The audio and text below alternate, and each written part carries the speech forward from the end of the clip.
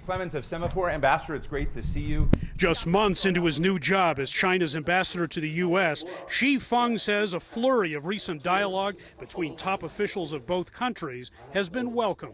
I think that this is a good sign. This provides a rare opportunity, but the challenges are still abound, and the foundations are still fragile. Xi points to trade as a major point of friction between the U.S. and China.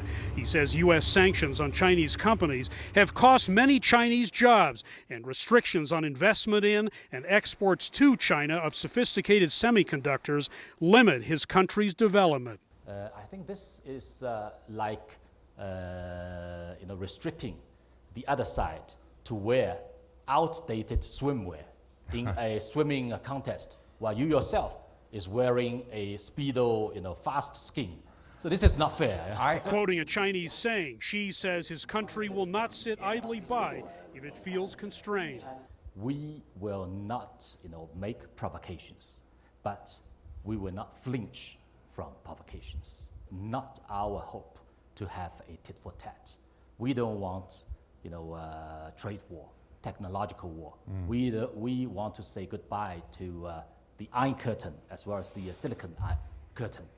Last year at this same event, Xi's predecessor as ambassador sharply criticized what he called America's blurring of the One China policy. This time, Xi emphasized that Taiwan remains an unalienable part of China. The most fundamental thing is to return to the One China principle. And the most important thing is that the 3 joint communiques between our 2 countries should be implemented.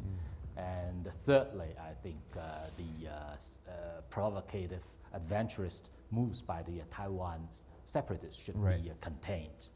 And now the priority for us is to stop Lai Ching-te from visiting the United States, which is like a gray rhino charging at us. Tensions over Taiwan and other issues, he says, must be resolved peacefully.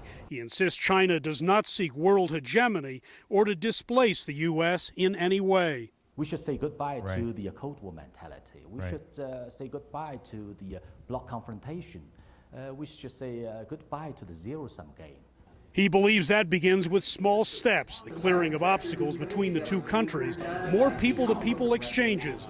This ambassador's mood at the Aspen Security Forum was more upbeat, more hopeful than in the past. China, Xi says, is offering cooperation, a flower of peace. It will be a Chinese peony. Right. Chinese peony. As beautiful, as sweet as American roses. The question now, will that cooperation between both sides, still very tentative, take root? Thank you. Hendrik Sybrandy, CGTN, Aspen, Colorado.